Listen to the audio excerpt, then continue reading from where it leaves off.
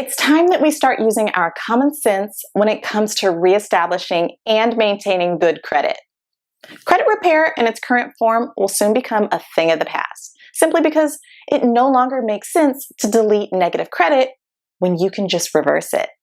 Please let me introduce you to Credit Reverse.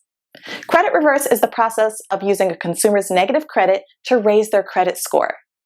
This is done by changing the reporting status of the negative contract debt or credit in a consumer's credit profile to a positive status, meaning that all negative accounts will be changed to report as paid in full, paid on time, and paid as agreed.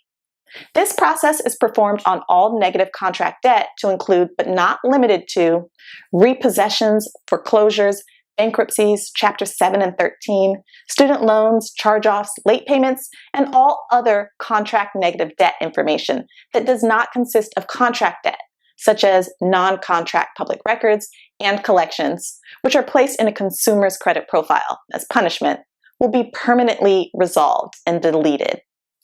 The credit reverse process takes 3 to 8 weeks to complete and is permanent once in place.